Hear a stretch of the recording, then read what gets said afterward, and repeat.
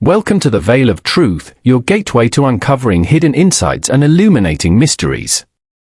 I'm thrilled you've joined our global community. Whether you're watching from a bustling city skyline or a quiet countryside, we're glad you're here. Globe showing Europe, Africa, so tell me, where are you tuning in from today? Chapter 1, An Invitation to the Country. The day had been planned with the exactness that pleased Hercule Poirot's tidy soul. He would take a late breakfast, trim his moustaches into their impeccable curve, and then settle to a pair of letters, one to a provincial police superintendent who had consulted him about a petty fraud, and another to his tailor, whose latest invoice contained a disturbing irregularity of arithmetic. He had set the inkstand squarely at the center of his desk, aligned the blotter to the edges, and taken a small step back to admire the geometry of it all, when the bell downstairs chimed once, decisive, neither timid nor importunate. "UN moment," he murmured, and arranged the chairs so that each faced its opposite at an identical angle. A flat is not merely a place to live, he often told Hastings, it is a diagram of the mind within. A footman from the building stood at his door with a silver tray and a single envelope laid upon it. The envelope was ivory, thick as a visiting card and soft to the touch. Across the flap, a seal of lavender wax had been pressed with a crest, 3 hounds and a rising star, of the old-fashioned kind one does not see upon modern stationery.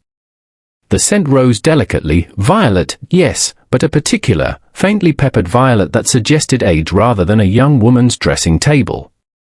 Poirot carried the letter to the light. "London postmark," he observed, "though the crest is provincial, It has travelled less than 2 miles to reach me and yet gives the impression of having come from a great distance. Already the letter wishes to mislead." He did not tear the flap, he warmed the wax gently with the pad of his thumb and coaxed it open without breaking the impression.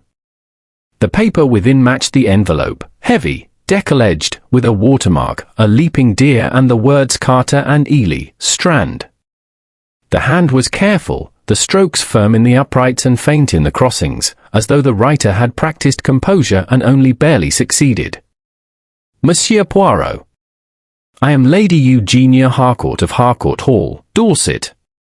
Forgive my presumption in writing directly. I am in need of your discretion and your talent. A matter has arisen in this house that threatens not only our peace but our reputation and the future of certain family arrangements. I beg you to come to us at your earliest convenience. You will be met at the station. This letter is from London because I do not wish our village to speak of my correspondence.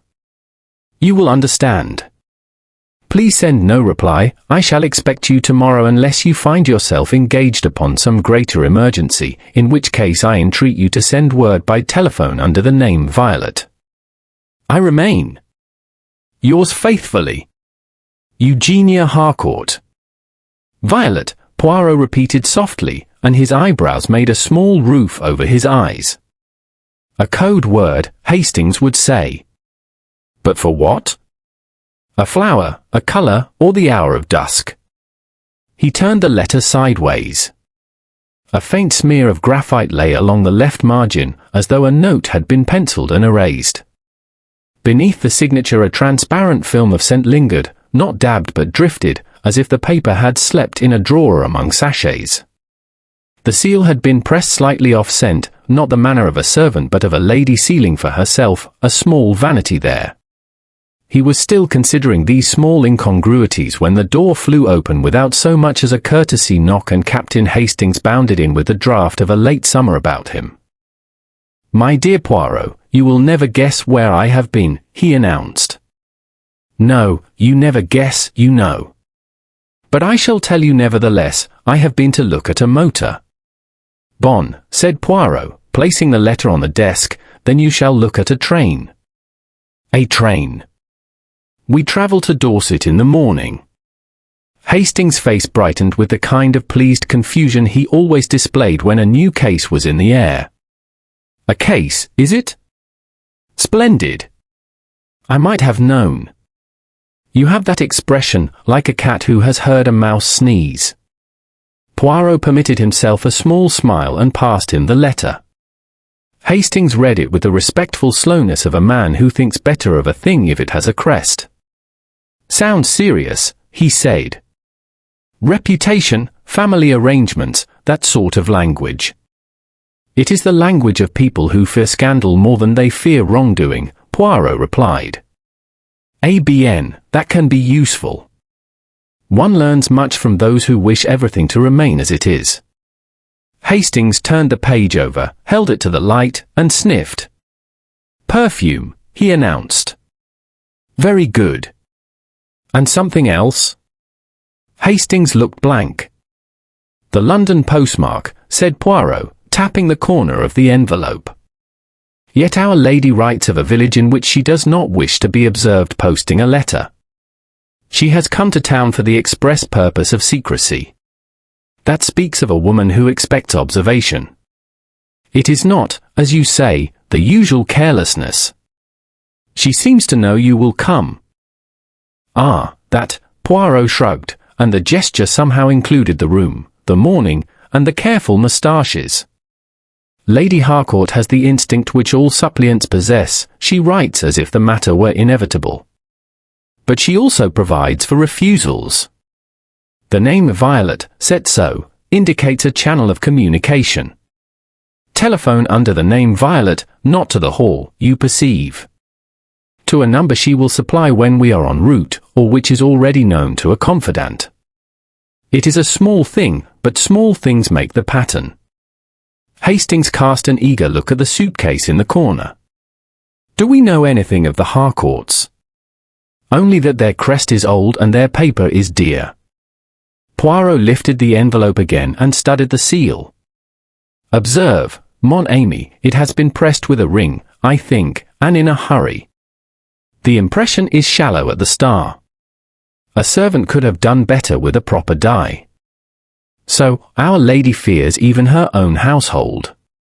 This suggestion sobered Hastings.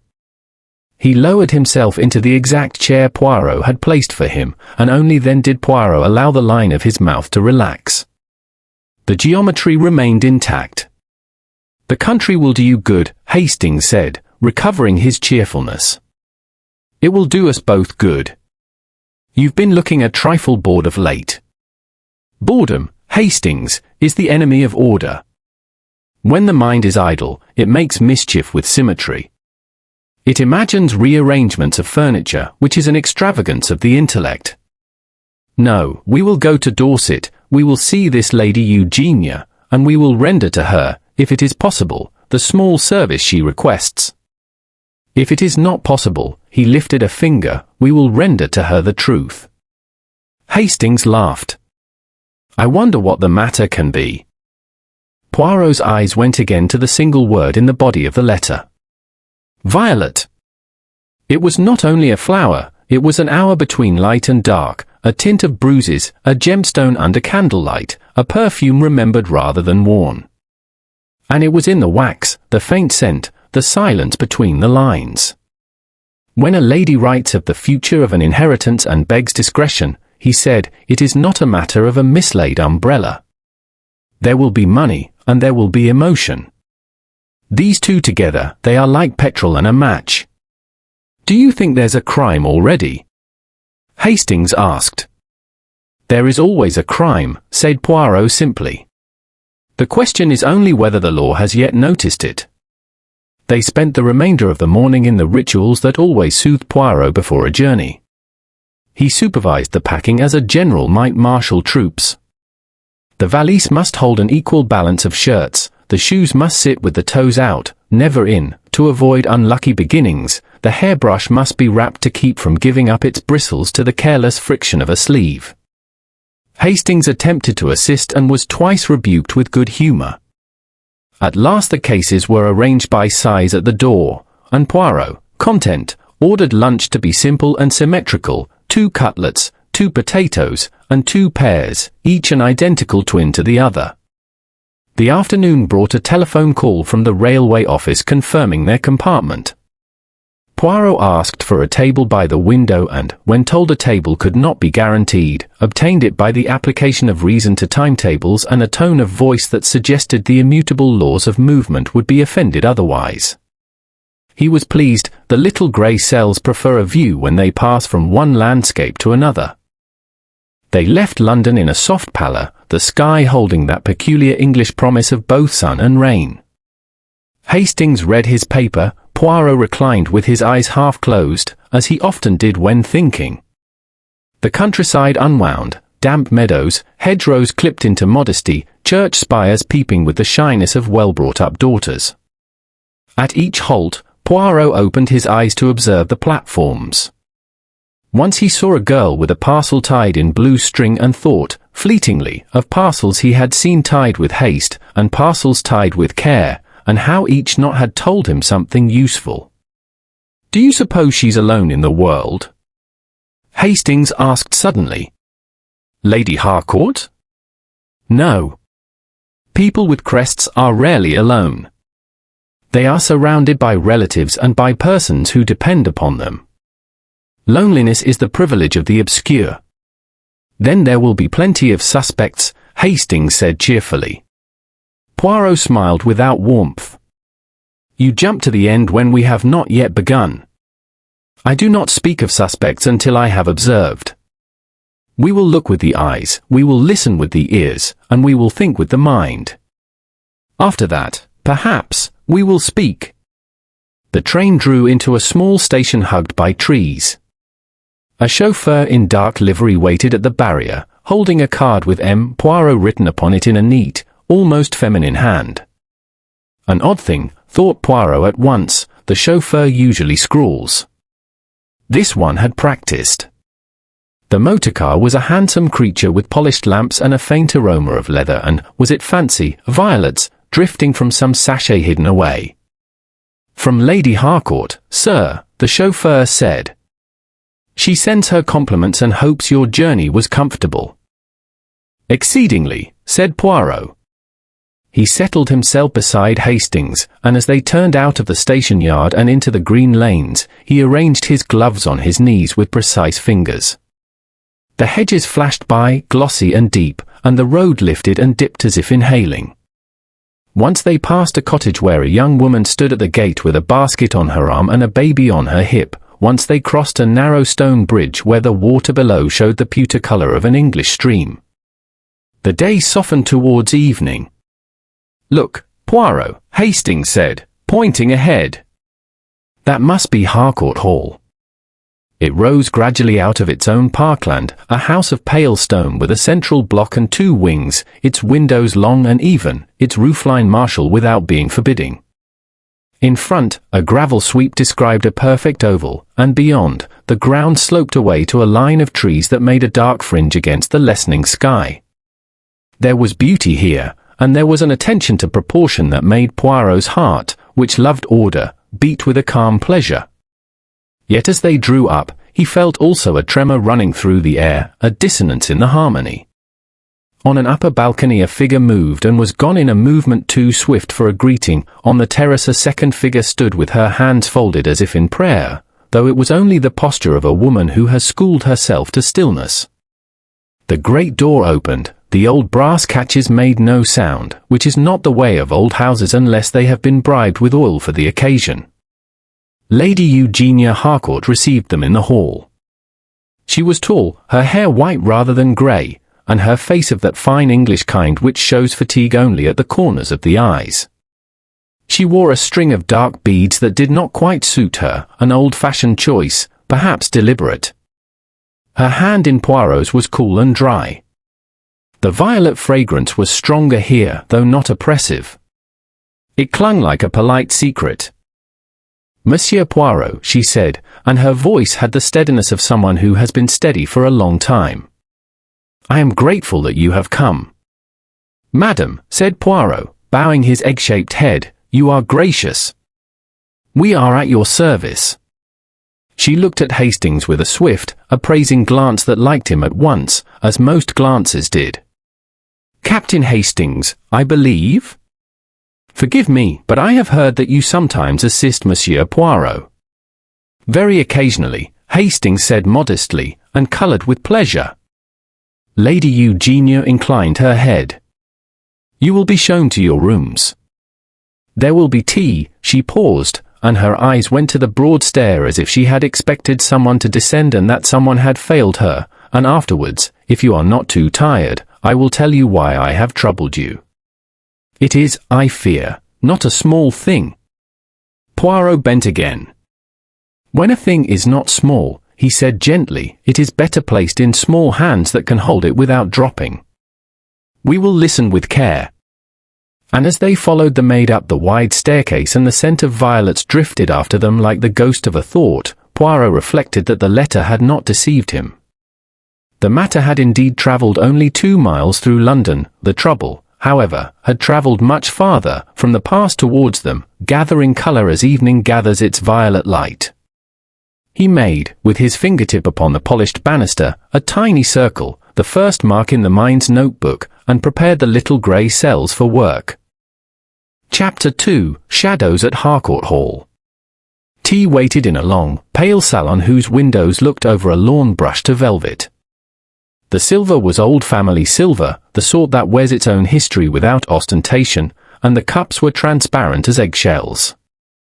Poirot approved of the symmetry: 2 teapots, 1 marked China, 1 India, 2 plates of sandwiches aligned like soldiers, a vase with 3 sprigs of violet secured by a ribbon so narrow as to be almost not a ribbon at all.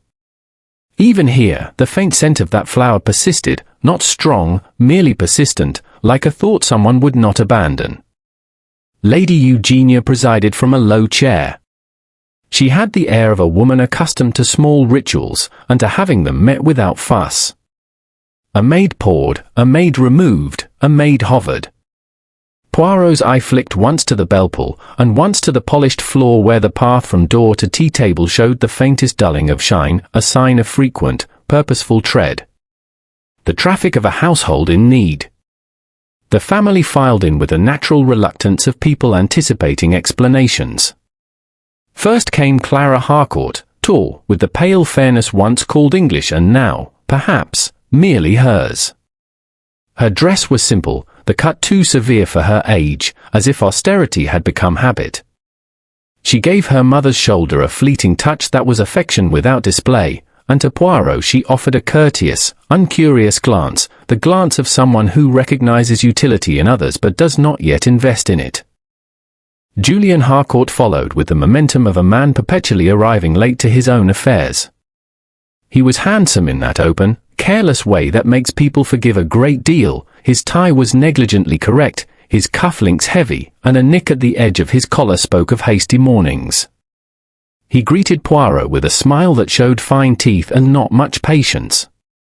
"My mother has been in a stew these past days," he said, and kissed Lady Eugenia's hand. "If you can stew her, monsieur, you shall have our gratitude and my personal admiration." "Flattery, Julian," Lady Eugenia murmured, but she did not hide the spark of fondness that lit her tired eyes. Next, Miss Penelope Vale, the companion, 27, perhaps, with the sort of prettiness that relies upon order, hair coiled exactly, blouse immaculate, shoes quiet. She was self-effacing without being meek. Her hands, as they went to and fro with cups and plates, were steady. Her composure was not that of someone naturally calm, Poirot thought, but of someone who had practiced it until it wore like skin. Basil Trenwith, the family solicitor, made a small production of his entrance though he tried not to. He was a slim man in neat tweeds, the face intelligent and a shade too eager. He shook Poirot's hand with professional warmth. "I have admired your methods for years," he said. "It will be an education to see them at work." "Education," said Poirot pleasantly, "is often a polite word for discomfort." Trenwith laughed more loudly than the remark required and turned that brightness upon Clara, who did not appear dazzled. Dr. Ralph Linton came last. He had the hearty look of the village, with a complexion made by wind rather than health. He sat where he could see the room and, out of habit, the door. One observes who watches doors, one wonders why. Mrs. Calder, the housekeeper, did not join them, though Poirot saw her silhouette at the far end of the room, supervising invisibly. She was a vertical woman, her backbone a conviction, and she wore, with her black dress, an expression sharpened by loyalty. Such a one is a guard dog whose bark does not warn of thieves so much as of strangers to the household's customs. When each had their cup and the early conversational duties had been discharged, Lady Eugenia set down her spoon and addressed Poirot without preface. Some problems are not improved by embroidery. You must forgive me, she said. I will be plain. A family necklace has disappeared from my safe. It is known among us as the violet hour necklace. It is a foolish name, but it has clung, like the scent, you might say. It belonged to my husband's grandmother and, before that, her mother. I keep it for special occasions and for, she hesitated only slightly, for certain provisions in my will. Hastings, who had been balancing a cucumber sandwich and his curiosity with equal care, nearly let both slip. Poirot's eyes grew serene, which was the sign they were at their most alert. Voyons, he murmured. You say it has disappeared. When did you last see it with your eyes? 3 nights ago, Lady Eugenia replied. We had guests to dinner from the vicarage and the neighboring estate. I did not wear the necklace. But later, when I was in the study, I opened the safe to take out a letter, an insurance document.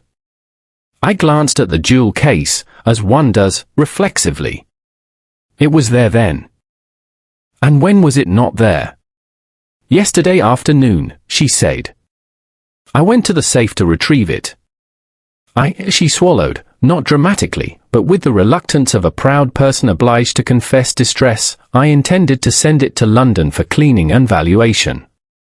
It was gone. A locked safe, Hastings ventured, and yet. The combination is known only to me, Lady Eugenia said. That is to say, as she paused. A shadow of something like annoyance crossed Clara's face. Julian stirred. It ought to be known only to me. In truth, Mr. Trenwith knows it, for reasons of emergency, if I were taken ill or absent. Trenwith cleared his throat. On Lady Eugenia's instructions, he said. I entered it once, some months ago, to obtain a title deed needed urgently. I did so in her presence. And no one else? Poirot's tone was mild. The numbers are written nowhere, Lady Eugenia said. I am not careless. Of course not, said Poirot softly.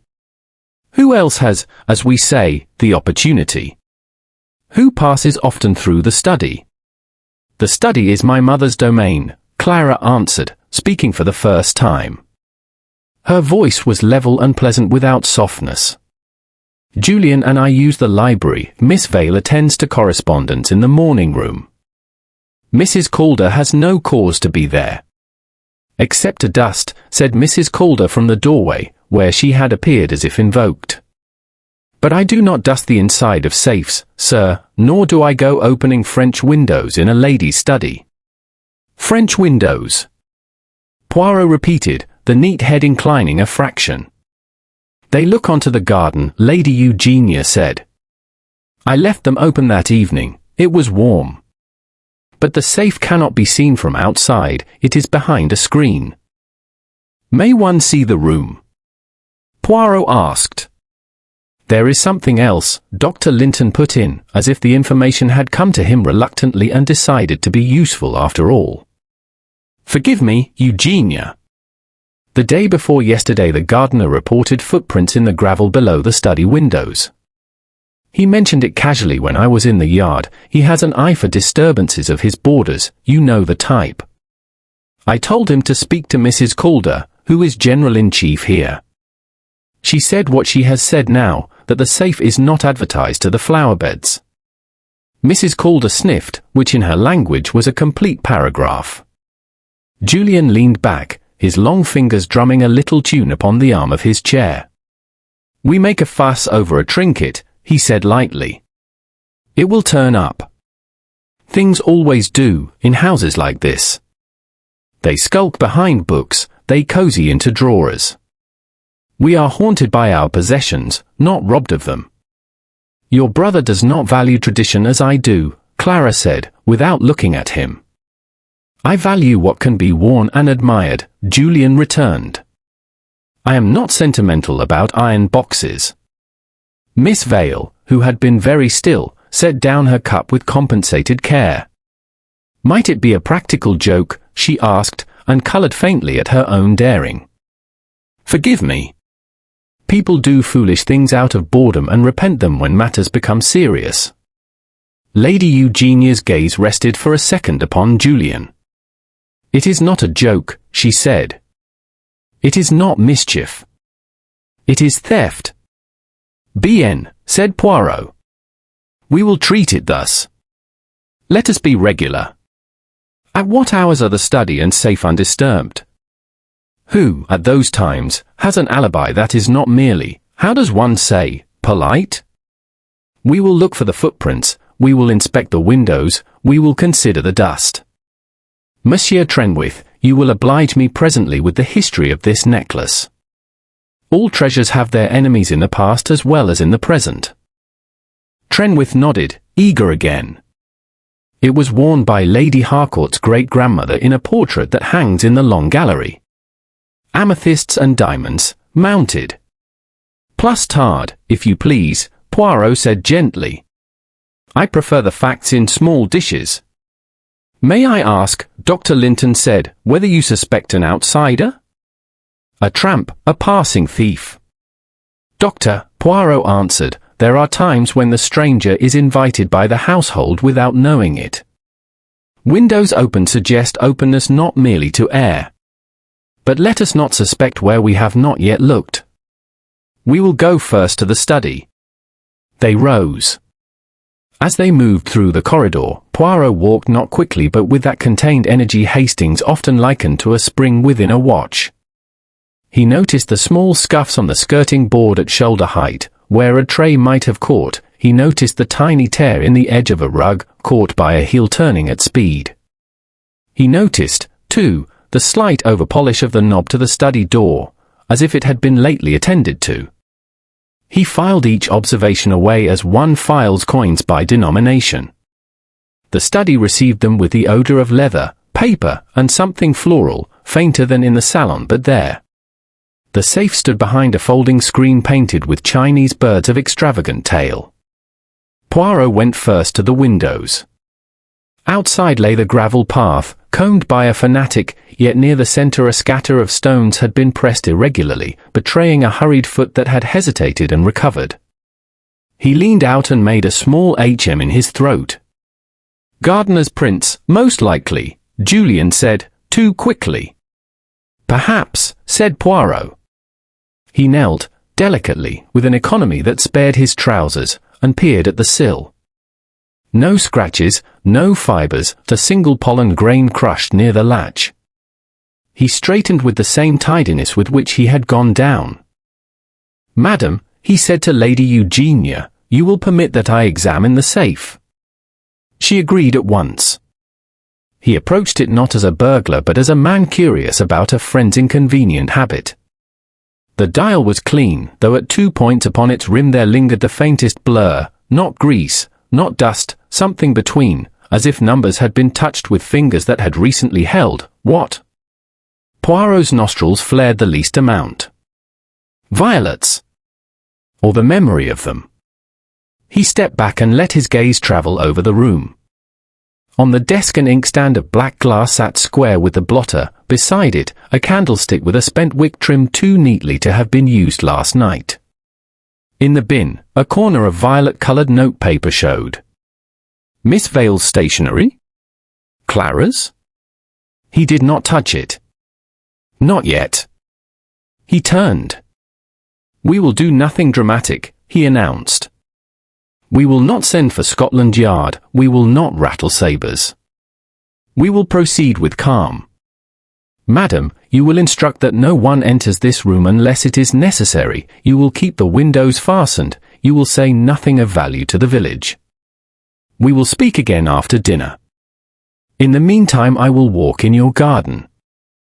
Walk, said Hastings, surprised. Yes, mon ami. The ground remembers what the mind forgets. Lady Eugenia inclined her head, accepting both the reassurance and the command it contained. As they withdrew, Mrs. Calder's gaze met Poirot's just for a beat. It was the look of a woman who had weighed him and, finding him exact, approved. It also contained a warning that he did not resent. "Mind our house, monsieur. Mind it well." In the corridor, Julian lit a cigarette with a hand that was not entirely steady. Clara passed him with a murmur of reproach that was not quite a murmur. Miss Vale half turned as if to speak, then thought better of it and went on with light, soundless steps. Dr. Linton offered Poirot a half-smile that a doctor gives to a patient who insists he is well. Trenwith opened his mouth, closed it, and wrote something sensible in the air with his finger, as solicitors do when they wish to be seen thinking. The shadows in Harcourt Hall were not yet long, but they had begun to lean. And somewhere within them, Poirot thought, the colour violet had deepened by a degree no casual eye would measure. He took his hat from the stand, touched the brim to Lady Eugenia's portrait on the stair as if to ask its leave, and stepped out into the garden where gravel, like memory, cannot help but keep an impression. Chapter 3: The Locked Safe and the Open Garden.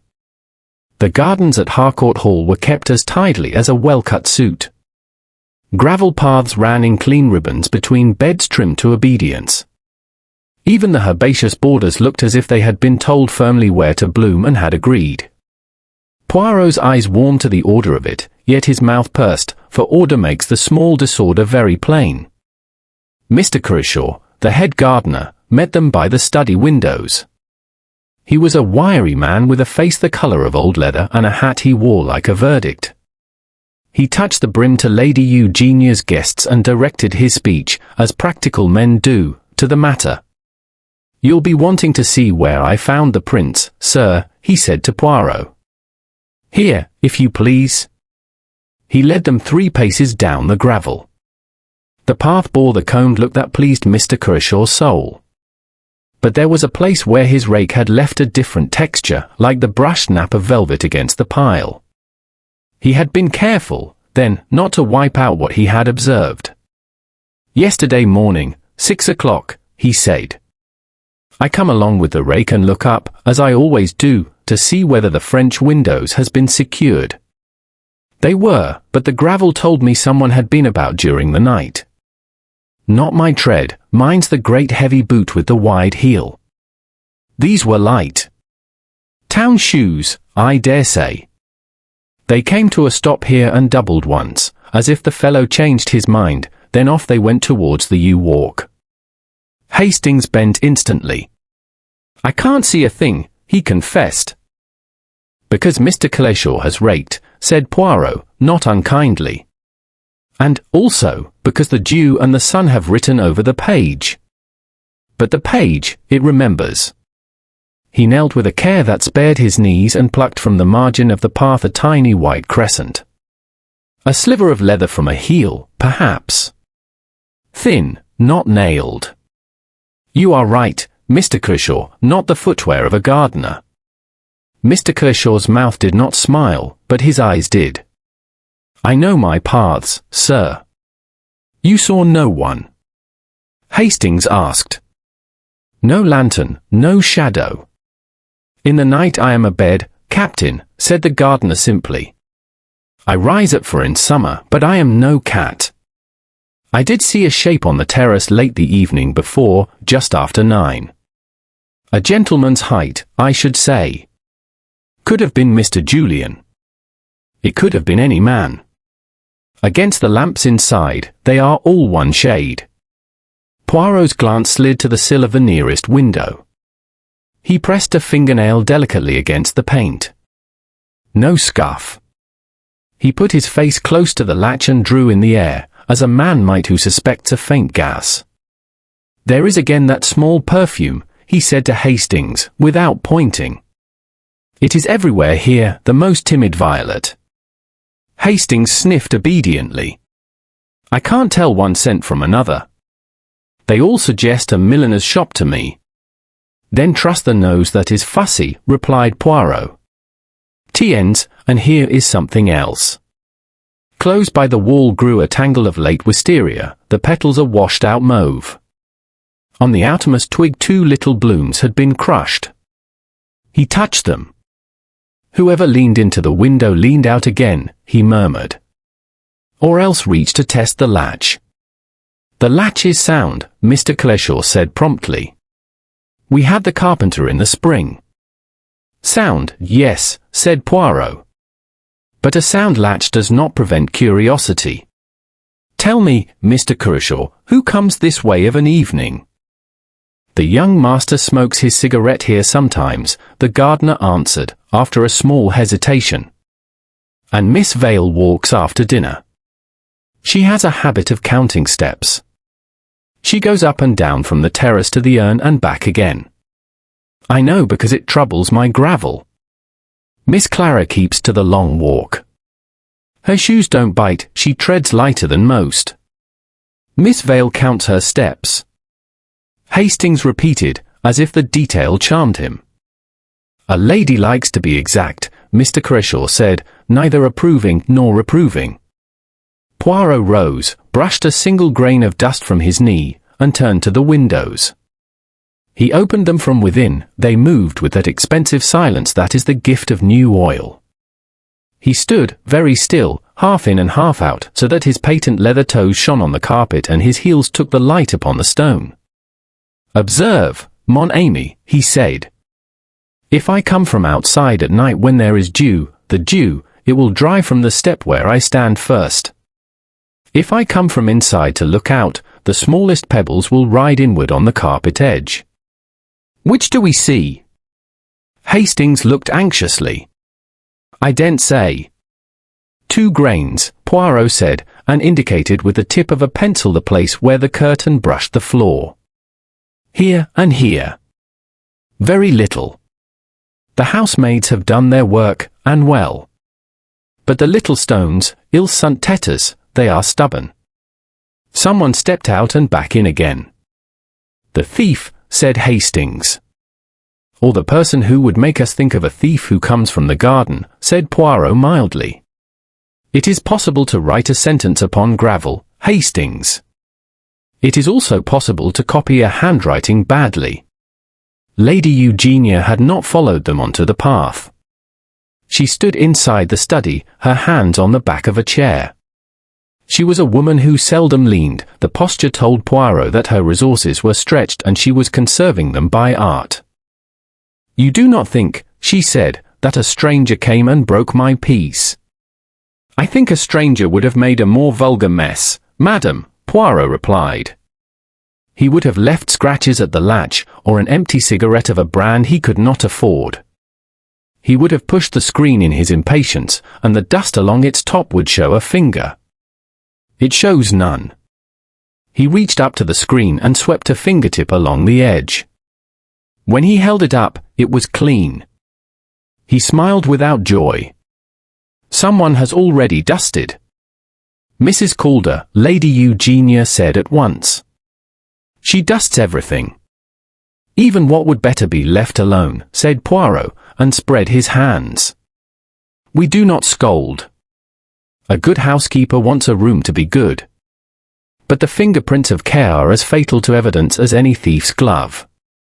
Mrs. Calder herself appeared at the door as if summoned by her name. If you want fingerprints, sir, you will find plenty in this house. I keep the doors polished, but I cannot sand the family. Everything that is often touched, shines. Just so, said Poirot equably. It shines. You were told of the footprints. I was. I told Cleshaw to tidy. We've no need to have the maids running with talk of tramps. You did not think to send for the police?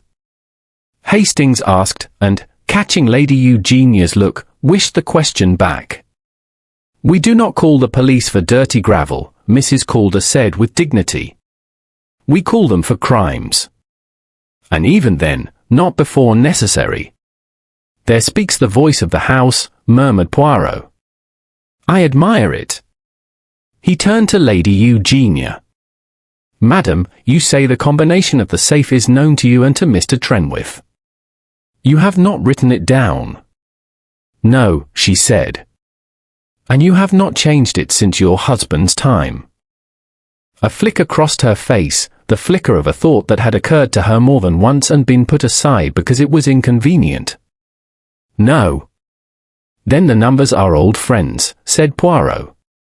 Old friends are sometimes overheard. Permit me. He sat at the desk and drew the blotter nearer. He took from his pocket a small magnifier, the sort chemists use, and examined the dial again. Hastings, who had seen him do the same in rooms varying from cheap lodgings to embassies, watched with a familiar rise of comfort. Poirot is at his happiest with a small tool and something that resists being understood. The smudge is faint, he said, but it is near the 3 and again near the 7. That is not to say they are in the combination. It says only that someone touched there with fingers not quite clean. I smell the same perfume as at your windows. Do you wear it, madam? Lady Eugenia's hand went to her throat as if the scent hung there like a locket. I have worn violet water all my life. My grandmother did before me. I do not pour it upon myself, if that is your implication. I imply nothing, said Poirot. The air of this room is its own witness. Miss Vale, does she wear scent? Never, said Lady Eugenia firmly. I dislike it in a younger woman. It cheapens. And Miss Clara? Clara wears none. Mr. Julian? Lady Eugenia drew herself up with a dryness that would have cracked any lesser question. My son does not smell of violets, Monsieur Poirot. None, said Poirot agreeably. He smells of tobacco. One asks because one must not guess. You see, I am tiresome, that is my method. Hastings coughed to hide a smile. And Mr. Trenwith, he ventured. Mr. Trenwith smells of hair oil, said Mrs. Calder, with devastating impartiality. When he is excited he leaves a mark on the back of the library chairs. That may be useful, said Poirot, as if hair oil were as good as a signature. He closed the safe door gently and stood thinking. His gaze rested upon the waste paper basket. The corner of violet paper showed a little more. He did not touch. Madam, who in this house buys stationery? Miss Vale attends to that, Lady Eugenia answered. She orders what is required. Then the violet paper is her taste. It is mine, said Lady Eugenia. A whim from London. It pleased me to write upon it. It is foolish, I know. I am old enough to have the right to foolishness. On the contrary, said Poirot gallantly, foolishness is less dangerous than boredom. He turned to Hastings. Come, mon ami. We will walk to the yews and back by the long gallery. I wish to look upon a portrait and a carpet. A carpet? Hastings asked as they stepped into the corridor. Yes, said Poirot. Carpets tell truths that floors will not. They retain in their nap the direction of a person's hurry. And the portrait will show me a necklace as it is meant to sit upon a throat. I like to know the natural posture of a thing before I am told the unnatural story of its disappearance. They went along the terrace and down the steps into a green corridor of yew, where the light fell like cooled water. The air was still, broken only by the distant stutter of a lawn mower and the nearer hum of late bees. On the path, poised like punctuation, lay the crushed tip of a cigarette. Poirot looked at it a long moment before taking it up in a folded paper. Egyptian, Hastings said, pleased to have a label. Possibly, Poirot allowed. Possibly also dropped days ago.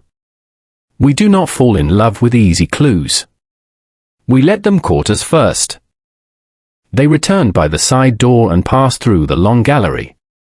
The portrait of the great-grandmother hung near the centre, a lady with a composed face, an elaborate hairdress, and the violet hour necklace settled like a piece of evening upon her collarbones. The amethysts were deep, almost blue in the painter's hand, the diamonds were small but many, like ice caught in a net. It sits low, Poirot murmured. That is to say, it cannot be worn under a collar. One must display it and know it is there. A person who hides such a necklace in a pocket will find it ill at ease. It will print itself against the cloth. His eyes travelled, then, to the carpet that ran the length of the room. Near a bookcase, just where the pattern made a small dark medallion, the pile was brushed in a different direction, twice, as if someone had knelt and risen. Looking for something? Hastings asked. Or hiding it, said Poirot. We are not yet ready to lift the book. That comes with time. For the present we have seen enough. Enough for what? Poirot's gaze went to the window at the far end, where the day had deepened by a shade that was not quite evening. Enough to say this: the locked safe is not the puzzle. The open garden is not the puzzle. The puzzle is the person who believed we would stop our thinking at both. They met Mr. Trenwith in the doorway, papers in hand. He coloured like a schoolboy. You asked for the history, Monsieur Poirot, he began. I have notes, dates of insurance, valuations. Excellent, said Poirot. After dinner, if you please. I prefer, before food, only to eat the scenery. It is less heavy. Tell me only this, has anyone mentioned changing the terms of Lady Eugenia's will of late? Trenwith blinked. That is a private matter. Everything is, said Poirot pleasantly. That is why it interests me. He moved on. Hastings fell in beside him, brimming with questions that spilled and were absorbed. Behind them, the air seemed to hold the faintest thread of violet, as if the house itself had exhaled and could not take the scent back in. Chapter 4: Tangles of the Heart. Dinner at Harcourt Hall was served with the precision of a regimental parade. Silver covers lifted in unison, crystal glasses filled to the same discreet height, conversation measured to the cadence of the courses. Poirot, seated between Lady Eugenia and Miss Vale, allowed the rhythm to wash over him while his little grey cells quietly pursued their own tempo. The table's arrangement itself told a story: Lady Eugenia at the head, Clara opposite, Julian placed beside Miss Vale, whose seat was directly across from Mr. Trenwith, Dr. Linton positioned where he might oversee all without appearing to. It was the sort of seating plan that might be habit, or it might be deliberate, meant to place certain eyes upon certain hands. Julian, relaxed with a glass in hand, spoke too readily to Miss Vale, the tone hovering between charm and claim. She smiled politely but kept her eyes on her plate, responding with phrases so measured they might have been weighed on a jeweler's scale. Poirot noted the faint line between her brows, not displeasure, exactly, but the tension of a woman navigating a path through familiar thorns. Clara, meanwhile, was an observer in her own right. She spoke little, yet when she did, her remarks were aimed with the precision of a fencer's point. Twice, Poirot caught her gaze shift towards Mr. Trenwith, once when he fumbled his napkin, once when he reached for the wine and paused a beat too long before pouring. The look was not romantic, nor hostile, it was a calculation, as if she were silently adding and subtracting him from some private equation. Dr. Linton provided most of the table's cheer. He told a long story about an unfortunate village cricket match, all mishit balls and toppled wickets, managing to draw laughter from everyone except Clara, whose smile did not quite reach her eyes. The doctor's own eyes, Poirot noticed, were too quick to rove past the subject of his jokes. They avoided one corner of the table entirely, the place where Lady Eugenia sat. It was after the fish course that Mrs. Calder appeared at the sideboard to whisper something to the butler. A folded note was handed to Miss Vale. She read it swiftly, her lips tightening before she slipped it into her pocket with a small, controlled movement. "You will forgive me," she said to Lady Eugenia, "I shall answer this after dinner." Of course, Lady Eugenia replied, but the glance she sent after her companion carried a question it did not voice. Poirot took a morsel of duck, chewed thoughtfully, and said lightly, "It is rare, is it not, to see a letter arrive in the evening?" The post is usually a creature of the morning. Miss Vale met his eyes with polite composure. There are services that run later, Monsieur Poirot. Indeed, Poirot said. And some messages prefer the dark to the daylight. Julian laughed as though this were a joke at no one's expense, though the edge in his tone betrayed otherwise. You make everything sound sinister, Poirot. Next you will be telling us that Mrs. Calder keeps coded messages in the tea caddy.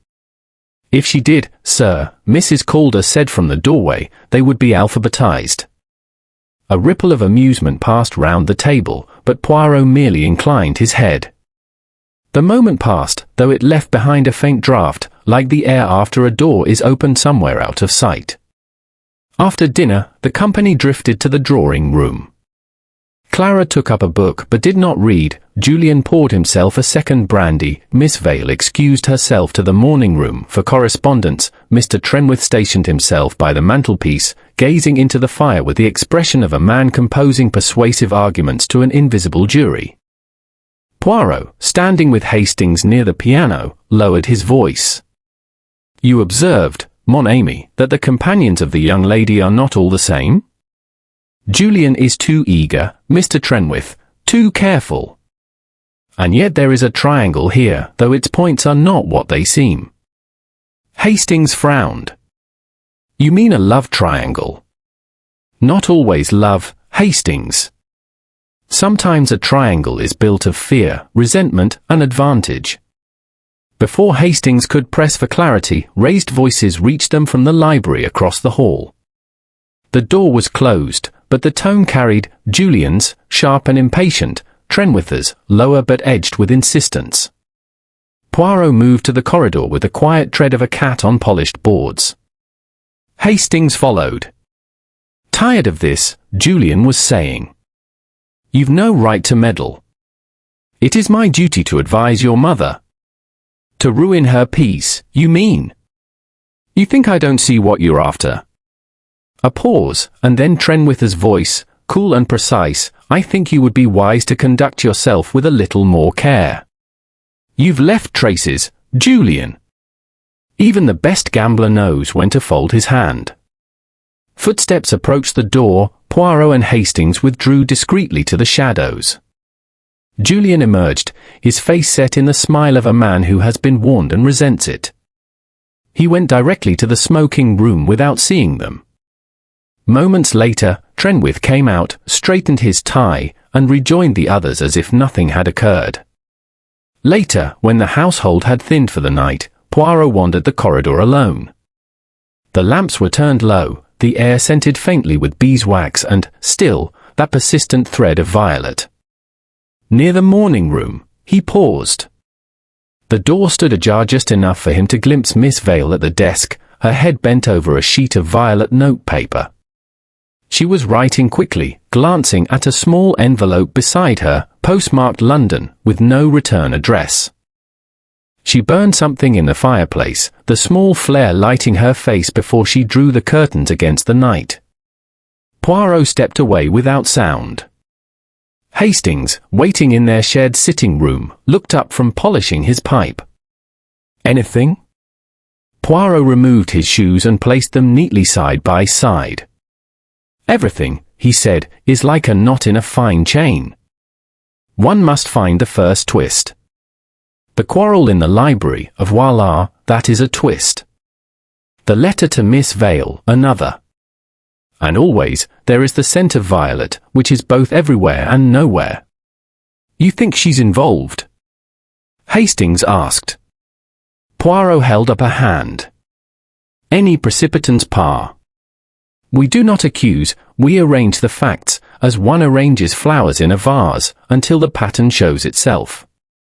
But I tell you this, mon ami, tonight, two people in this house have lied.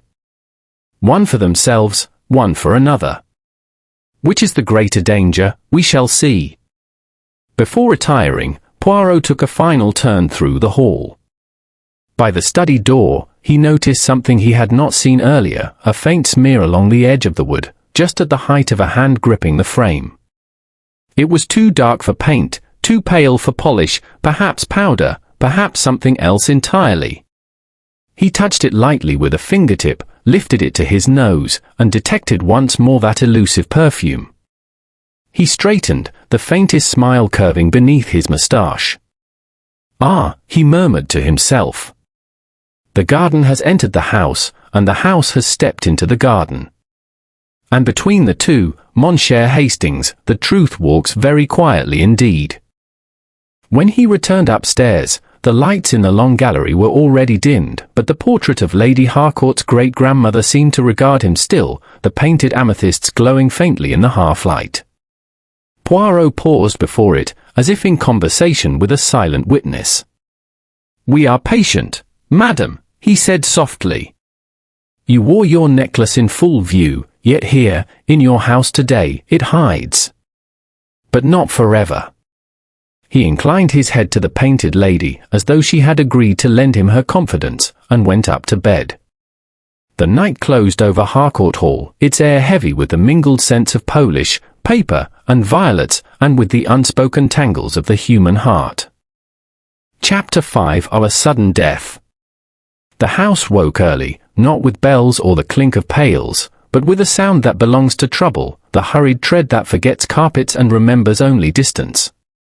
Hastings, halfway through a doze that had promised him fields and cricket, sat up as a knock brisk as a metronome rattled our sitting-room door. "Captain Hastings, Monsieur Poirot, begging your pardon." Mrs. Calder's voice came through, steady and sternly controlled. "You will come at once to the library, if you please." Poirot had already stepped into his slippers. He arranged the belt of his robe with a neat tug. "Vite, mon ami." Bad news travels in sensible shoes. They found the library door open, a triangle of light falling across the corridor rug. Inside, the scene presented itself with a dreadful tidiness. Basil Trenwith sat at the writing table, his head bowed upon one arm as though a thought had defeated him only for a moment. The black glass inkstand lay on its side, the pen at an angle that suggested it had been interrupted mid-flight. A brandy glass with a small meniscus of liquid stood within reach of the right hand. The curtains were drawn to, but not closed, the lamps turned low. It was a picture arranged for decency. Mrs. Calder stood stiffly by the hearth, hands folded like locked shutters. "He did not answer my knock," she said. "I come to see he had biscuits with the brandy, Lady Eugenia's orders of an evening. He will not have them if left to himself." When he did not answer, I opened the door. He was as you see him. "I have touched nothing." Poirot inclined his head to the good sense. "Who else is informed?"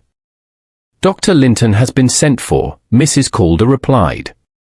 "Mr. Julian too?" "Her ladyship, no, sir, not yet. I would have the doctor first." "Quite right," said Poirot gently. "Hastings, you will close the door. We do not wish a procession." He approached the table with that particular grace of his, a collected economy. He did not hurry, he arrived. He stood a moment, listening to the room in the way a man sometimes listens to a shell for the sea. Then he bent and placed 2 fingers lightly upon Trenwith's wrist, then his neck. His face did not change, but something about him became stiller, as though the room had asked for quiet and he had given it. "He is dead," he said. Hastings exhaled a small, unhappy sound. "Poor devil." "Poor, yes," said Poirot. "Devil, peut-être." He looked more closely. "There is a mark," he added softly, and with a careful hand lifted a fold of hair at the base of the skull. "A small bruise, just here. Not a deep wound, the skin is not broken. The ink, see, it has spotted his cuff. And the inkstand has spilled towards him, not away. Tiens." "Heart," said a voice from the doorway, practical and brisk. Dr. Linton came in with his bag. "So you've seen it?" "Poor chapter.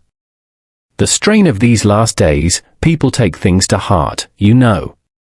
"Pardon me." He set down the bag, made his own brief examination with competent fingers, and nodded. Yes. Been gone an hour, perhaps 2. That is exact, said Poirot mildly. How do you know? The body's temperature, the rigidity, one learns to judge. Mrs. Calder, pray, a screen for Mr. Trenwith. We'll not have the ladies see him so. We will not, Mrs. Calder agreed, and left with purpose. Poirot's eyes had strayed, not to the body now, but to the floor by the chair leg. A single drop of brandy had fallen and dried to a dull crescent. He considered the brandy glass itself. Doctor, will you say he died of the heart? Dr. Linton straightened, not offended but resolute. I will say it is likely. There are signs, the blueness about the lips, the posture. We all knew Mr. Trenwith was anxious, men of his type eat worry with their bread. Poirot's finger hovered over the rim of the glass, stopped short of touch, and then indicated the polished surface. It has no fingerprints, he observed. So clean, one could shave in it. Polish sticks, Hastings murmured. Or a well-handled glass. Or a glass that has been wiped, said Poirot. He turned the pen between forefinger and thumb without lifting it from the blotter. The nib was bent minutely, as if it had struck a ridge. He wrote something, Poirot added. He did not finish. On the grate, ash held the ghost of corners, a paper burnt not long since. Beneath the ash, a speck of colour remained, a faint violet that had not surrendered entirely to flame. Poirot's gaze paused there and moved on without announcement. Julian arrived with a rush that attempted dignity and achieved only noise. What's this? He demanded, then saw and stopped. His colour rose and fell. Good God! Basil! Dr. Linton put a hand out, not quite touching. Steady, my boy. It appears he has died suddenly. A failure of the heart. Julian swallowed, then laughed in the way men do when another sound would be worse. Heart, is it? Well, he had one, though not always in the right place. Poor Basil. He shut his mouth upon the rest. Mr. Harcourt, said Poirot gently, you saw Mr. Trenwith last night. Julian's eyes flickered, the briefest admission. We spoke, he said. Nothing of consequence. A difference of opinion. It is no longer of importance. On the contrary, said Poirot, and the mildness was iron. It is now of the greatest importance. Before Julian could reply, Mrs. Calder returned with the screen and a sheet, which she handled with efficient reverence. Her ladyship must be told, she said to Dr. Linton. You are the proper one. Dr. Linton hesitated, then nodded. Yes. I'll break it, and spare her the sight. His gaze brushed the room and came back to Poirot with a flicker of caution. Monsieur, there'll be no need to alarm the police. In a case such as this, a certificate. The police will be called, Poirot said, still courteous. It is necessary. Unnecessary, Dr. Linton returned, almost kindly. A man in good standing dies in his chair. With a bruise behind the ear, Poirot finished, not raising his voice. Dr. Linton's jaw set. A tumble, then. He could have slipped as he Saturday. People bruise at the least thing. If you insist, you may. I insist, said Poirot, and there it was, the small, implacable centre of him. Mrs. Calder, be so good. Mrs. Calder did not need to be told twice. I shall telephone Inspector Rowntree, she said, and was gone like a ship under full sail. Julian's mouth tightened. Is that necessary? He demanded. You'll have the whole village. The village knows already, said Mrs. Calder's voice from the hall. It carried back with austere accuracy. They always do. When Lady Eugenia entered, she had made herself correct. She wore a shawl that was not for warmth, and there were 2 spots of high colour in her pale cheeks that had nothing to do with rouge. She paused upon the threshold, and in that pause the room arranged itself to meet her. "Basil," she said. "Is he?" Dr. Linton stepped forward. "I am afraid so, Eugenia." Suddenly, in the night. She accepted this with composure that looked like strength and was also habit. She came to the table and, without approaching the screened side, set her hand upon a corner of the blotter as if to steady the furniture. "He was not an old man," she said. "His heart." "It appears so," Dr. Linton said smoothly. "Madam," said Poirot, very gently, "there may be more to say. We have sent for the police." Lady Eugenia's eyes flared, then cooled. "If it must be done, do it quickly. We will have honesty in this house, though it costs us. Mrs. Calder, see that no one disturbs this room." "No one will," said Mrs. Calder, and planted herself where the door would have to go through her. Inspector Rowntree arrived with the air of a man who knows his parish and all that grows in it. He was square in the shoulder and the conviction, and he eyed Poirot with wary courtesy. "Monsieur Poirot," he said. "I've heard of you. We do things straightforwardly here. No need for foreign fiddle-faddle." Poirot smiled as if this were novel and not the 100th time he had heard it. "Then we are in agreement, Inspector. Straightforward is best." Rowntree took in the scene, accepted Dr. Linton's chronology with a nod, and peered at the bruise with sceptical interest. A tap against the desk as he went. Likely as not. Heart gives way, down he goes. He sniffed the air. "Brandy?" "Yes," said Poirot. "And a paper burnt just now. There, you see the violet, the paper Lady Eugenia favours." Lady Eugenia's gaze flicked to the hearth. "I burnt nothing." "No," said Poirot, "I think not." Miss Vale, pale and very correct, had come to the doorway, bad to stay by Mrs. Calder and staying out of duty. At the word violet her lashes fell, then lifted. She said nothing. Rowntree swung to the practical. "Doctor, you'll make your statement. Mr. Harcourt, you'll do the same. No one leaves the house for the present. Mrs. Calder, lock the library when we're done. Monsieur Poirot, you observed anything to alter the matter?" "Not to alter," said Poirot. "To complicate." He touched nothing, but the tip of his finger hovered once more above the brandy glass. "The rim is clean. Between the fingers and the glass a cloth has passed. The pen is bent. The ink has travelled in the wrong direction." "Meaning?" "Meaning," said Poirot, "that a man who dies of the heart seldom tidies his glass. And a man who falls often pulls rather than pushes." He looked at the spill. Here the inkstand has rolled towards his arm. "It is a small thing. I prefer small things." Rowntree made a noise that could have been a grunt of skepticism or interest. "We'll see. We'll see." He sent a constable for the police surgeon and set about the dull, necessary particulars with professional stolidity. Poirot let the machine grind. He stepped aside with Hastings, who looked harrowed. "Poirot, do you think a murder?" "I think," said Poirot softly, "of a quarrel in the library, and a man who threatened to advise a mother against her son. I think of a necklace, and a will, and a companion who receives letters in the evening and burns them. I think of a doctor who is eager to spare a lady a scandal. I think how kindness can be as dangerous as anger." Hastings frowned. "You suspect them all." "I observe them all," Poirot corrected. "Suspicion is the lazy shadow of observation."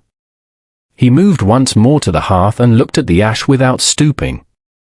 If one burns a letter rapidly, the corners betray haste. See, this one was crushed before it cooled. A man's hand does that. A woman waits. Julian? Hastings whispered. Perhaps. Perhaps another. Mr. Trenwith also burned his notes sometimes, he told me so with his fingers, always the ink upon them, a little smudge at the edge of the nail. To burn is to wish to write. It is never successful. They watched as the police surgeon arrived and did what men do with bodies to make them official. Lady Eugenia withdrew without a sound when the necessary moment came, and Mrs. Calder set a key to the library door with the decisive turn of a person who has closed rooms upon births and deaths and knows that furniture is loyal. On the landing, as the household dispersed under orders, Clara stood very straight, her face a calm field with weather moving beneath it. Miss Vale passed her with a lowered glance. Julian lit a cigarette, then realized where he stood and crushed it out under his heel. The gesture was too violent for the task. Poirot touched Hastings' sleeve. You see, mon ami? The theft and the death, they are like two trains on the same line. One can be delayed to let the other pass, but they were bound to meet. You think the thief killed Trenwith? Poirot's smile was a line without humor. I think the thief hoped the death would explain the theft. Or the death hoped the theft would distract from itself. Voyons. Which is the tail and which the dog? Inspector Rowntree rejoined them with a paper face. Natural causes, provisionally, he said. No visible wound of significance. We'll have a post-mortem to be tidy, but I don't expect fireworks. Merci, Inspector, said Poirot, as if he had been told something else entirely. We will be tidy together. They parted. The house exhaled its news in whispers that travelled up the stair and along the passages like draughts one cannot find the source of. In the quiet that followed, Poirot stood alone for a moment outside the library, looking at the smooth brass of the handle, where already new polish had chased away the smudge of a hurried hand. He said, not to Hastings and not to the heir, it is linked, yes, but not, I think, as our dear inspector imagines. Then he went in search of Lady Eugenia, to ask for permission that is rarely given and always useful, that nothing, however small, be moved until the little grey cells had finished their very particular prayer. Chapter 6, The Web Tightens. The next morning broke pale and heavy, as if the light itself had been instructed to tread softly in deference to the dead. Harcourt Hall was hushed in that particular way large houses have when grief, real or arranged, must be accommodated without disturbing the carpet. Breakfast was laid in the morning room, only a few of the family and guests attended. Lady Eugenia presided, her manner composed but stripped of the easy pleasantries she had managed the previous day. Clara sat at her right, pale but attentive, and Julian came late, hair damp from a hasty wash, collar askew. Miss Vale entered after him, a letter in hand, which she slipped into her skirt pocket before greeting anyone. Poirot and Hastings arrived together.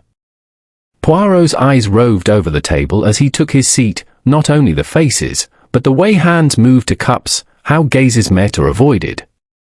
He ate nothing, contenting himself with coffee, which he stirred without drinking. I shall require to speak with you all, Poirot said quietly once the clink of silver on china had subsided. One by one, in the small parlour. We must understand exactly where each person was in the hours before Mr. Trenwith's death. It is not only to satisfy the police, you understand, it is to satisfy me. You have the inspector for that, Julian said, with the air of a man who wishes to be elsewhere. Why trouble us further? Because, said Poirot gently, the inspector believes it is the heart. I believe it is the hand. And the hand belongs to someone in this house. That silenced him. The small parlour was an intimate room with two deep chairs and a low table upon which Poirot placed his notebook. He began with the gardener, Mr. Kershaw, summoned in from his duties. I was asleep in my own bed, the gardener said flatly, when asked about the night in question. I don't come near the house after supper unless I'm called. Mrs. Calder can tell you, she holds the keys to the yard gate. Poirot believed him, the man had the blunt truthfulness of one who has no use for finesse. He was dismissed. Next came Clara. She entered as though expecting an examination at which her answers would be marked. "I retired early," she said. "I read in my room until 10:30. After that, I slept." "Did you hear anything unusual?" Poirot asked. "Voices, perhaps, in the library. Julian and Mr. Trenwith. Raised tones, then quieter. I paid them no attention." "And before you retired?" "I walked in the garden with Miss Vale. It was pleasant enough until Julian appeared, which brought the walk to an abrupt end." "Why abrupt?" Clara's lips thinned. "My brother has an unfortunate manner when he wishes to demonstrate possession of people or of conversations." Poirot made a neat note. Miss Vale came in next, smoothing her skirt as if to erase any rumple of suspicion. "I was in the morning room after dinner," she said. "I wrote some letters. I went upstairs at 10:30. I heard nothing, I sleep heavily." "You walked with Miss Clara in the garden?" "Yes. Until Mr. Julian joined us. Then I excused myself." "To the morning room?" "Yes." Her gaze was steady, though her hands betrayed the faintest tremor. "Monsieur Poirot, I realize the hour of my correspondence is unusual. I have friends in London who keep late hours. They write to me freely, and I to them." "And you burn their letters?" Poirot asked. A pause. "Yes." "For privacy?" "Yours, or theirs?" "Both." Poirot inclined his head. "Très bien. That will be all." Julian entered with the manner of one humouring a formality. "I was in the library with Trenwith," he said at once. "We argued. He was interfering in matters that do not concern him." "Such as?" "My finances. My mother's will. My private life." "And you left him when?" "Around 11. He was alive and still at the desk."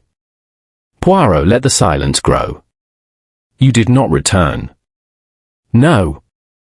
I went to the smoking room, then to bed." "You smoke in the garden sometimes, yes?" "Yes. It's quieter." "But not that night." "You are certain?" "I said so." Dr. Linton came after. He was brisk, but Poirot noted a faint slackness under the eyes. "I was in my own rooms above the surgery," he said. "I read until late. I did not see Trenwith after dinner. Mrs. Calder fetched me in the morning when she found him." "You and Mr. Trenwith were friends?" "Colleagues in a sense. I handled the Harcourt family's health, he their legal affairs. We compared notes." "And you were willing to sign a certificate for heart failure?" "Yes." "It is consistent." "And the bruise?" "A knock on the desk." "It happens." Poirot merely looked at him, a look that suggested the bruise was a note in a score that could not be ignored. Mrs. Calder was last. She stood, arms folded, declining the chair. "I was in my room by 10, she said. "I heard voices from the library, but that's common enough. I wake early. When I came down, I found Mr. Trenwith. I told Dr. Linton first. I telephoned the inspector when Monsieur Poirot insisted." "You dislike calling the police?" "I dislike parading our affairs. But if a thing must be done, it must be done properly." "Did you burn anything in the library grate?" "No, sir. I don't burn letters." Poirot nodded, then closed his notebook. When the interviews were over, Poirot asked Hastings to accompany him to the study once more. The room had been locked since the morning, and Mrs. Calder handed over the key without comment. Inside, Poirot went straight to the safe. "We will see again," he murmured.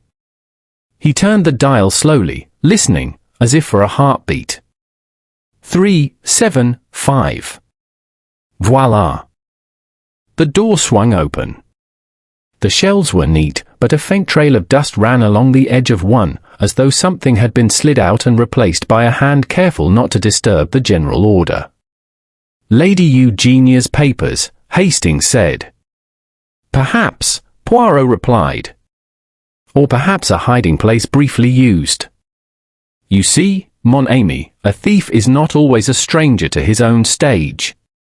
He closed the safe and moved to the French windows. The latch was fastened, but when he pressed it, the faintest perfume rose again. He leaned out, scanning the gravel. The gardener has raked since, he said. But here, a leaf pressed flat. Not yesterday's wind, Hastings. A shoe? Julian? Or Miss Vale? Or Clara? Or another entirely? We do not yet choose. By mid-afternoon, Inspector Rowntree returned from the village with a report from the police surgeon. Natural causes still likely, he told Poirot. Nothing definite to say otherwise. Ah, Poirot said, but the bruise could be incidental. And the wiped glass. Rowntree's mouth twisted. That I don't like. But wiping a glass isn't murder. Sometimes it is the signature, Poirot said, not the act. Rowntree gave a grunt that could have been agreement. You the run of the place for now. I'll not stop you asking your clever questions. But I'll have facts, not fancies. Facts are all I deal in, Inspector, Poirot said gravely. That evening, as the sun sank, Poirot walked the length of the long gallery alone. He paused before the great-grandmother's portrait, regarding the painted amethysts.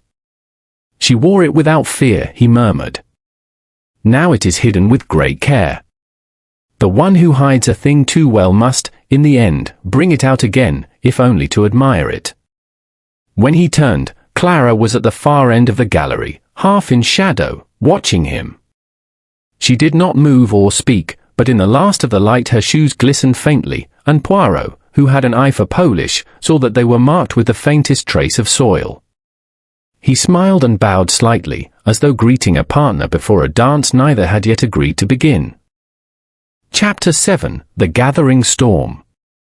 The day wore on with the languor of late summer, yet beneath it ran a quick, secret current. Harcourt Hall kept to its rituals, luncheon, a desultory hand at backgammon, the rustle of papers nobody read, but the air felt charged, as though the house had drawn a breath and held it. Poirot, who disliked untidiness even in weather, made order of his hours. He wrote a short note to Inspector Rowntree, an invitation thinly disguised as deference, then took Hastings to the study for what he called the small lesson in elementary truths. Observe, mon ami, he said, drawing back the curtain a hand's breadth. Yesterday there were 2 grains of gravel on the carpet. Today, after Mrs. Calder's zeal, there are none. Yet the line of the pile still shows the push and the return, out and in. Carpets, they possess a memory that is the envy of men. Hastings crouched obediently. If you say so. I do, said Poirot, content. Now, another truth. He opened a drawer and removed a small item wrapped in tissue. This I recovered yesterday from beneath the study desk. I did not mention it at once. A detective, he is not a conjurer, he does not cry a voila at every rabbit. Hastings' eyes widened as Poirot unwrapped a single gold cufflink engraved with a precise initial, J. Julian, Hastings breathed. Peut-être. Or James, or John, or a jeweller whose mark is a J, Poirot returned, bland as cream. What interests me is not the letter. It is that the shank is bent. A cufflink pulled in haste will bend so. A man who slips his hand into a tight space, between a desk and a wall, say, to drop or to fetch. To drop, what? The necklace. Poirot spread his hands. We will not run ahead of our feet. But in this house, Hastings, many things have been handled in a hurry, the inkstand, the brandy glass, a letter in the grate, and now, I think, a conscience." He wrapped the cuff link again and placed it in his pocket with the air of a man returning a chess piece to the board at the exact square. In the corridor they met Mrs. Calder bearing a tray of flowers. The heavy scent of violets slipped past them like a shadow. "You will forgive me, Mrs. Calder," Poirot said cheerfully, "if I ask another tiresome question. Has anyone sent to the village to summon a jeweller? Or to London, to the firm that insured the violet hour necklace?" "No, sir," she replied, setting down the tray. "Such matters wait upon her ladyship. Très bien." "They shall not wait long," Poirot said, and moved on. He spent the next hour in the long gallery, walking its length with measured steps, counting under his breath.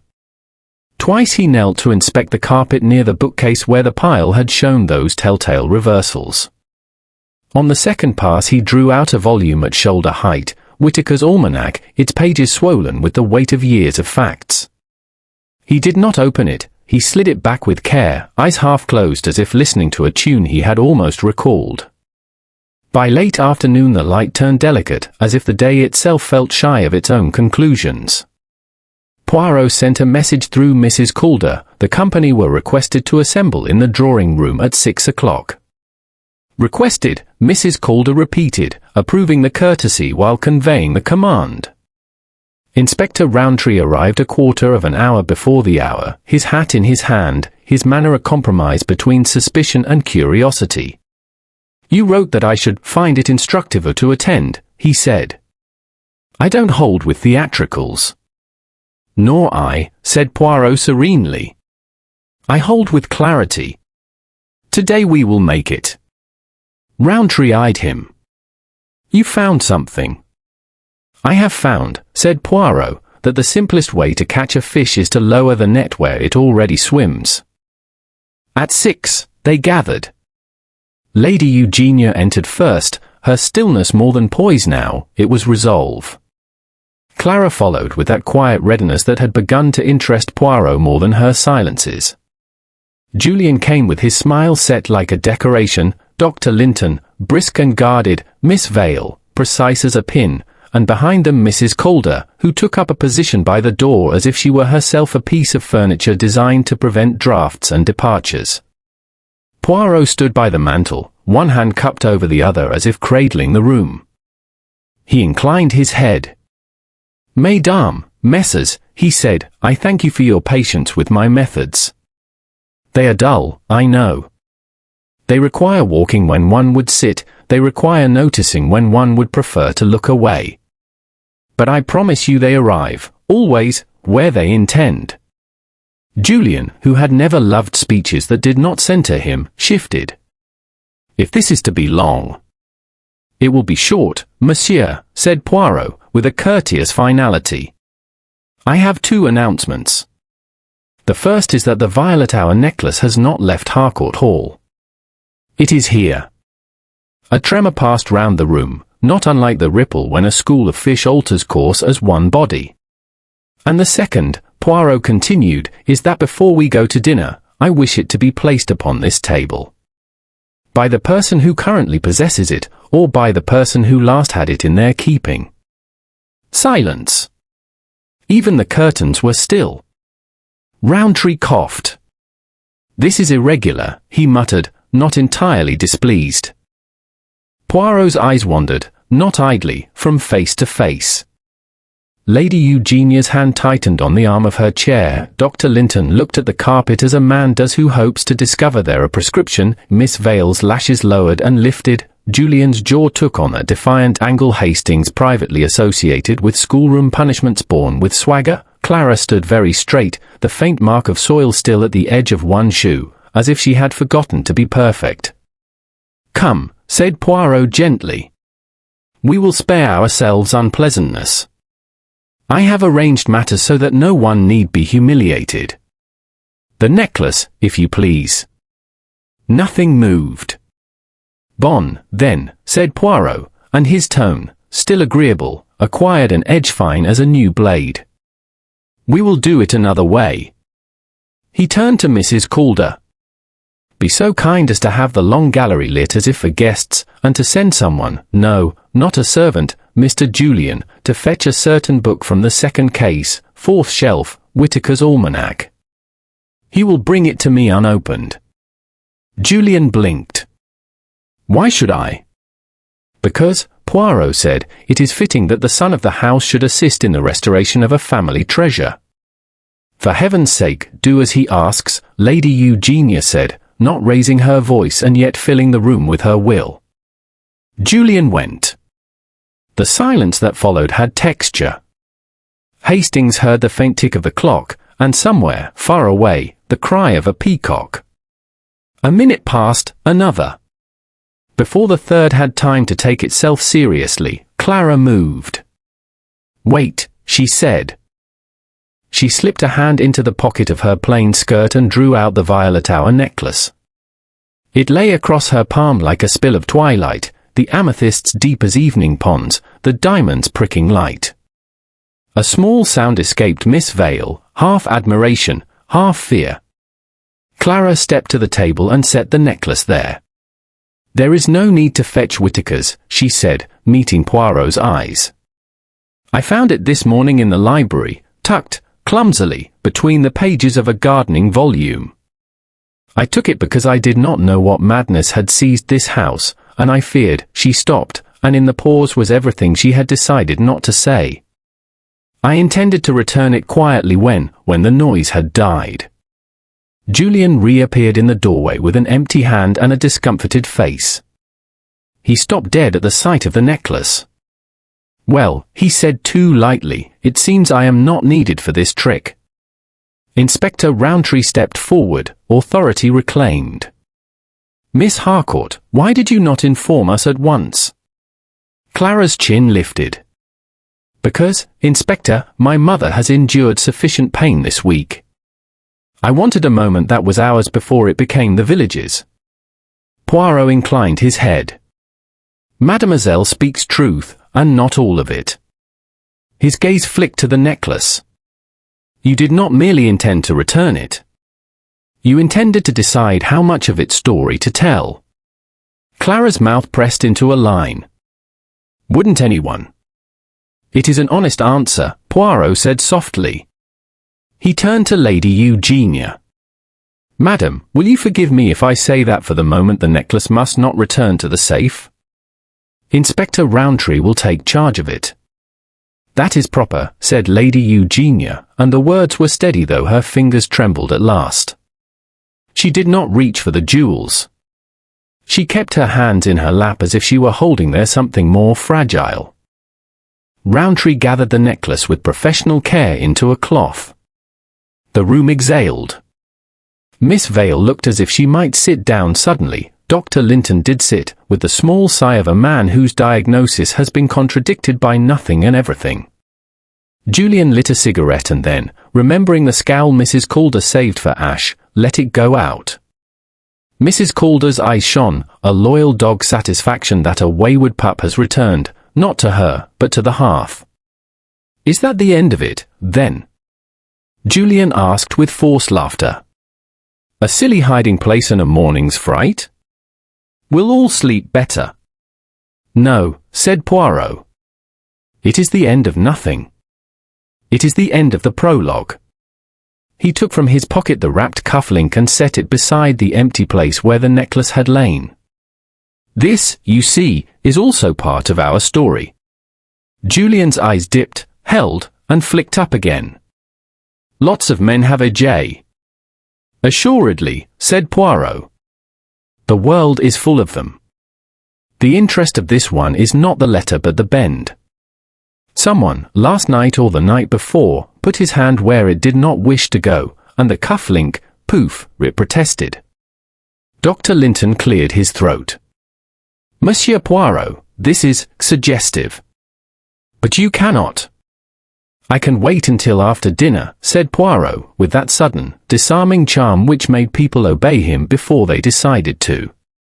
The little grey cells are best when the stomach is not empty. At 9 o'clock, if it pleases Lady Eugenia, we will reconvene.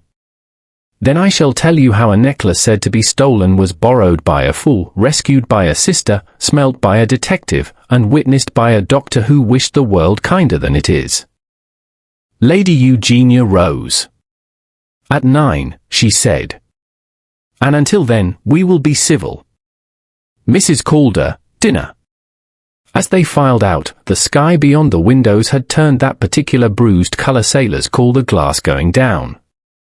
The first hint of thunder quivered somewhere beyond the park. Hastings, who could never quite decide whether storms invigorated him or made him nervous, fell in beside Poirot. "You knew Clara had it," he whispered. "I suspected she had rescued it," Poirot said. "But I made the net ready at the bookcase all the same." "And if Julian had brought the almanac?" "Then we should have found a different book with a different lie," Poirot replied. "There is always a lie near a truth. They are cousins who visit unexpectedly." He paused at the doorway and glanced back. The drawing-room, newly vacated, held the echo of voices and the impression of people as surely as the gravel had held the mark of a nocturnal shoe. On the table, the space where the necklace had lain looked at once relieved and accusatory. "At 9, Poirot repeated softly, to himself and to the house. "At 9 the storm will break." Chapter 8, Poirot speaks. At 9 o'clock the household assembled once more. The storm that had grumbled all afternoon finally announced itself, a low growl, a flick of pale light beyond the long windows, a prickle in the air. Poirot stood where he had stood before, by the mantel, small and exact, like a pin that holds a whole garment together. "Miss Amos," he began, "we have two stories that pretend to be strangers, a stolen necklace and a sudden death. In truth they are cousins who arrived by the same train." Inspector Rowntree, seated squarely with his notebook on his knee, gave a non-committal grunt. Lady Eugenia sat as if carved out of self-command. Clara stood lightly against the piano, hands loosely joined. Miss Vale had the neat stillness of a folded letter. Julian leant with practiced indifference against the back of a chair. Dr. Linton's cheerfulness had retreated to its citadel behind the eyes. Mrs. Calder guarded the door as a matter of profession and pride. "First," said Poirot, "the necklace. Lady Eugenia last saw it 3 nights before it was missed. The safe showed no force. The dial bore faint smudges near 3 and 7, the air around it, the ghost of violets. But this scent is the house's own signature, Madame's sachets, Madame's letter paper, the perfume she has worn all her life. Donc, we do not shout la ha. The lady. We note only that the safe has been used in a house that smells, naturally, of violets. The French windows." He turned a palm to them. Outside, the gardener's neat gravel showed a disturbance. Inside, on the carpet edge, 2 stubborn grains remained, and the pile told me a little tale, pressed one way, then the other. Someone stepped out to write a sentence on the garden and back in again to admire his penmanship. It was not a thief from the shrubbery, it was an author of alibis. Julian's smile tightened. "You make poetics of pebbles, monsieur." "I make use of them," Poirot returned, "pleasant as cream. Add to this the crushed wisteria, the latch that had been tested, and we have a picture of theatre. In the study itself, beneath the desk, I found a gold cufflink, engraved J, its shank bent where a hand, pushed where it did not wish to go, caught and was pulled free." He laid the wrapped cufflink on the table. The small object seemed to occupy a great deal of space. "Now to the library and Mr. Trenwith. We know there was a quarrel, several of you heard it. Mr. Trenwith had, I think, warned Mr. Julian that meddling with the safe and the will was a very dangerous hobby. Mr. Trenwith was a careful man. See the pen bent where it met resistance, the inkstand that spilt towards his sleeve, not away, signs of a sudden interruption at close quarters. In the great ash that still held the purple ghost of violet paper, not Miss Vale's, Inspector, he inclined his head to Rowntree, but Lady Eugenia's. Mr. Trenwith had begun a note on her own stationery, kept in the library desk, intending, no doubt, to set down in black and white what he had to tell her. That note was snatched and burnt. A man burns too quickly, a woman waits for the ash to cool. The corners told me hurry. Rowntree looked up. You're saying Trenwith was attacked? I am saying he was confronted and struck, once, behind the ear. Not a blow meant for murder, a panic-struck shove with a heavy object, or the edge of the desk. He stumbled, he fell, the heart did what hearts do when fear and force arrive together. He died. The bruise was no accident of furniture afterwards, it was the moment itself. Who stood with him? Who had staged the garden's little drama, dropped a cufflink with a J, quarrelled in the library, and had most to lose from a solicitor who writes to a mother about wills and debts? Julian drew breath, but Poirot's hand lifted, gentle and inexorable. One thing more. The hiding place. In the long gallery the carpet shows where a person knelt and rose, twice, before the bookcase. It told me, voila, something had been pushed where a book belongs. This afternoon I was prepared to ask Mr. Julian to fetch Whitaker's Almanac, a volume with a pleasing hollowness if one carves it, but Mademoiselle Clara saved us all the pantomime. She found the necklace earlier, tucked clumsily into a gardening book, and held it back until it could be given up without further noise. That was brave, also, not entirely candid. He inclined his head to Clara, and she returned the look without flinching. The picture is now clear. Mr. Julian, pressed by gambling debts, borrows the violet hour necklace from his mother's safe, intending to raise money and return it before the world wakes. He leaves a trail at the windows to suggest a stranger, he hides the necklace in the library. Mr. Trenwith, who watches figures and family both, surprises him at the cash or on his return to move it, and threatens to inform Lady Eugenia and alter certain provisions. Words become hands. The pen scratches, the chair jars, the desk corner kisses the skull. Mr. Trenwith falls. In panic, Mr. Julian wipes the brandy glass he has touched to steady himself and burns the note that would have named him. Later, frightened by the thought of a search, he shifts the necklace to another book, hastily, where Miss Clara, who suspects more than she wishes to, finds it at dawn. The silence that followed was not shocked, it was the silence of something that had been waiting to be said aloud. Julian laughed, a small brittle sound. Very pretty. A tale to charm a jury. All on the strength of a cufflink and a gardener's imagination. No, said Poirot softly. On the strength of your imagination. You imagined an intruder who obligingly walked on raked gravel, then came indoors to deposit 2 pebbles on the carpet. You imagined a heart that forgets bruises. You imagined that a man who dies tidies his glass. And you imagined that Dr. Linton, good, kind Dr. Linton, would prefer a gentle lie to a harsh truth. All I swung to the doctor. He had gone very still. Poirot's voice was at its mildest. Doctor, you were sent for in the night, were you not? Not by Mrs. Calder in the morning, by Mr. Julian, very late.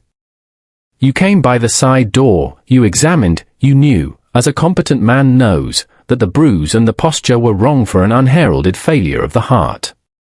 And yet, out of loyalty to this house, out of pity for a woman who has shouldered much, you said nothing then and little later. You did not wipe the glass, I do not accuse you of that. But you let the world be kinder, for a few hours. Dr. Linton's mouth worked, then the resistance went out of him.